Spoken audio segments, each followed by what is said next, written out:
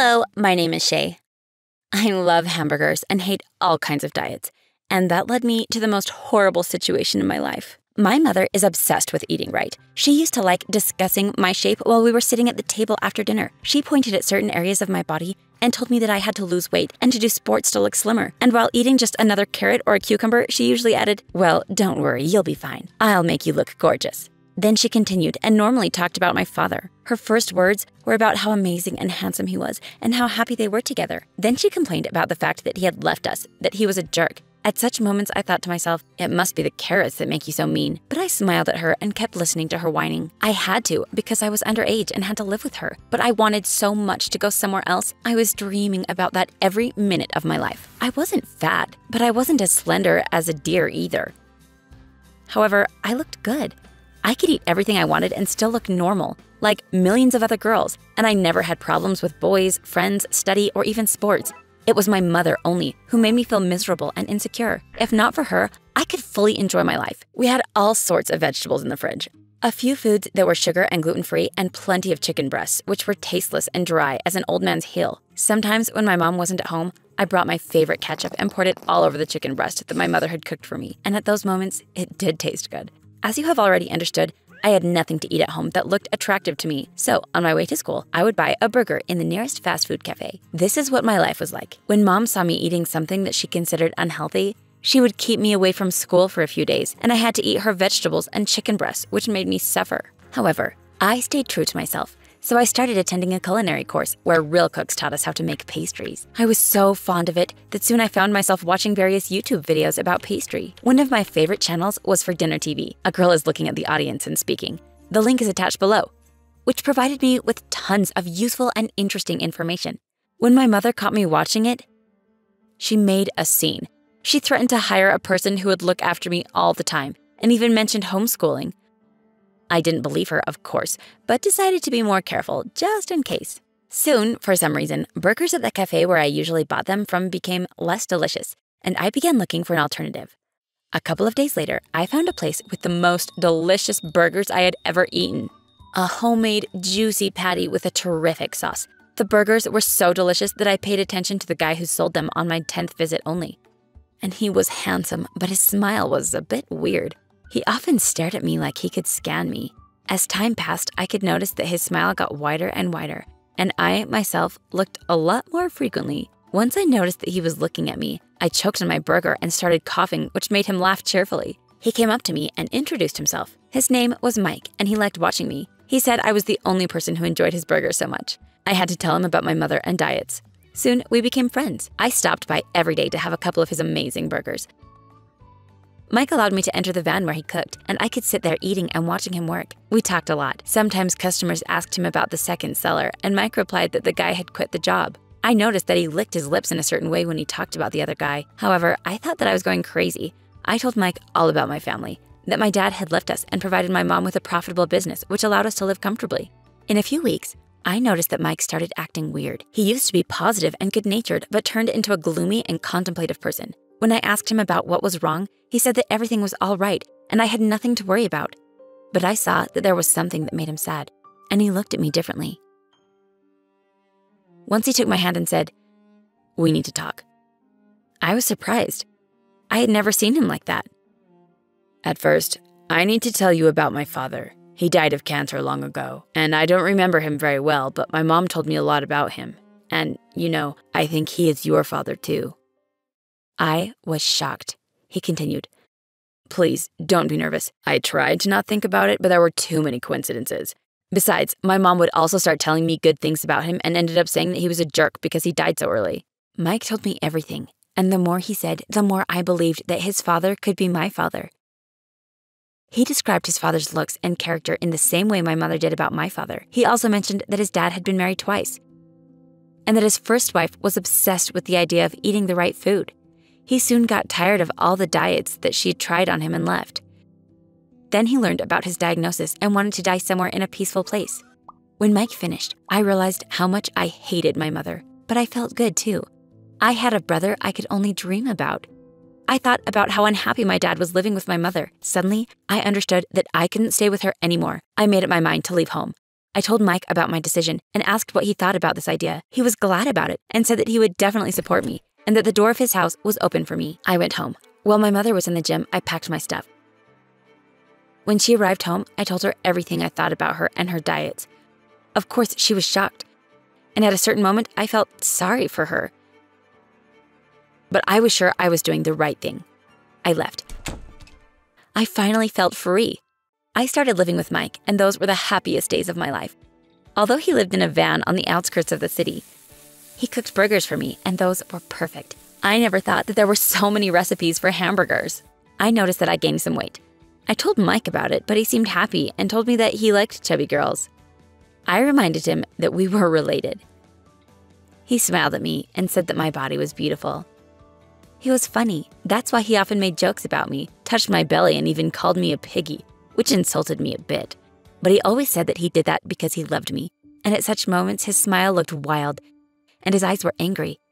But I thought that I made it all up. However, his behavior changed and truly scared me. He kept repeating that I was his best piggy, and he touched me as if he were trying to understand if I was fat enough. So I decided to take my stuff and leave when I had a chance. It was a huge thunderstorm that night. I packed my things and waited until the midnight. When I was at the entrance door already, I heard Mike's muffled voice. "Where do you think you are going, piggy?" That voice was different, unlike Mike's normal voice. I looked back and saw him. He had a huge knife in his hand. "You know, I wanted to tell you, but I didn't know how," I began, but he interrupted me. "You are not going anywhere. I need you. Don't you understand why my burgers are so delicious? Because I use only fresh meat with certain fat content. But the secret is not about that." He grinned and approached me. I pushed the door open, but he grabbed my hair and pulled me back. No one heard my scream because of the storm. Mike dragged me to the bedroom and tied me. Then he continued, "So, my burgers are so delicious because I make them from human flesh. But you can't buy that at the store, of course. You have to produce it." He was licking his lips and sharpening his knife. "But you are my brother, aren't you?" I cried.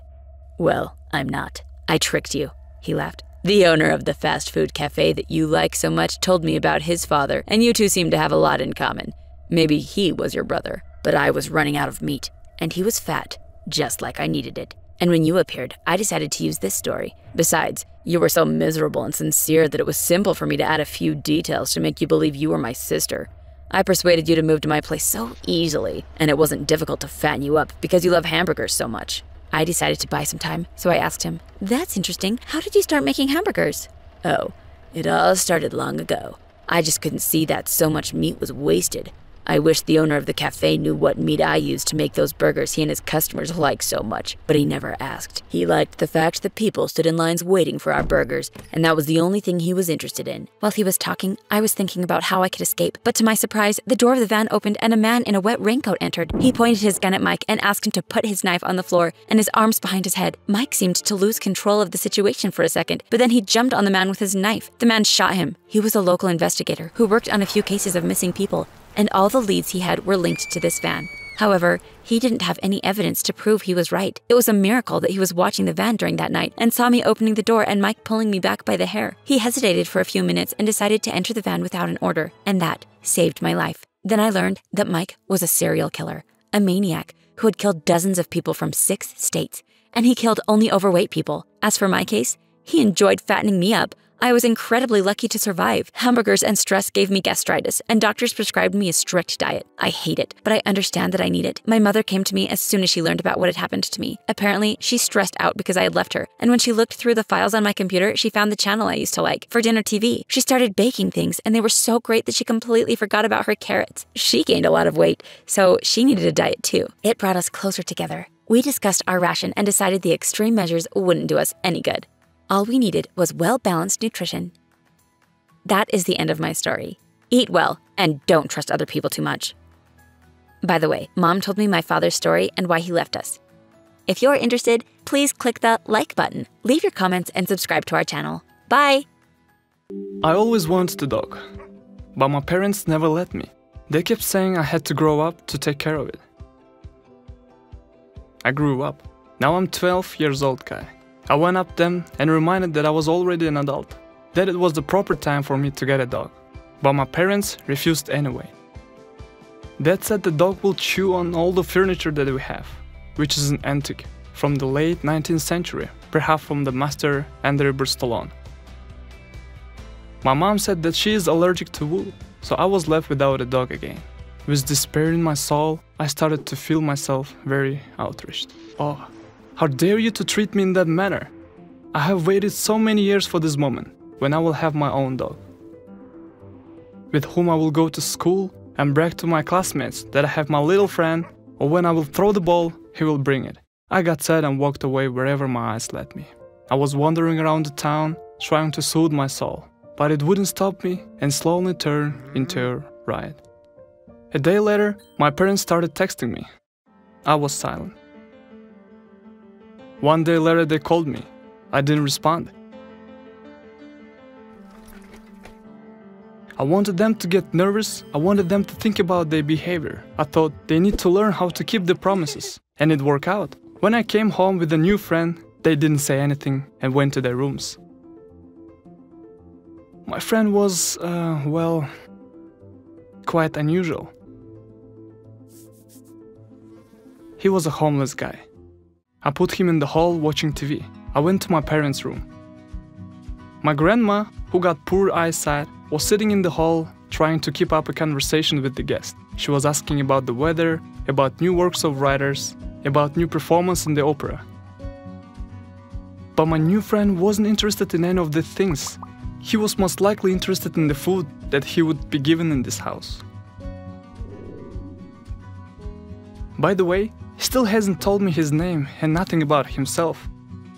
All he did was sneezing really loud, and he always got the sound of yash. Anyway, my new friend was terribly hungry and carried a little Cooper bell that kept ringing. I could tell by the sound where he was at the moment.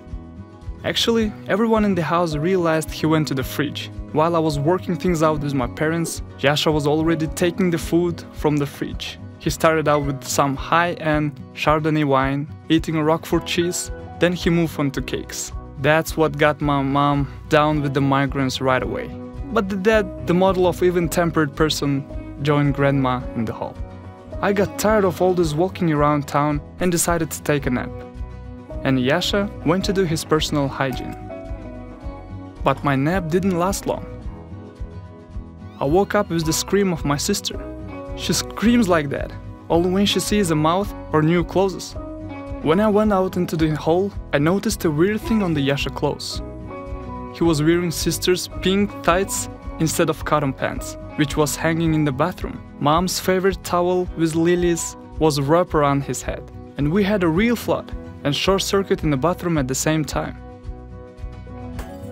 Yasha decided to take a shower and shave, but apparently something went wrong.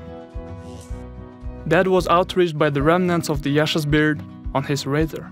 He said to the Yasha, "Sir, you need to explain this," showing the razor. But when Yasha saw the officer's cap hanging on the carpet, he immediately rushed to try it on. But it was too much. The late grandfather's World War I cavalry hat was a shrine for our grandmother. Grandmother stood up, came to Yasha, and decided to hold an educational activity.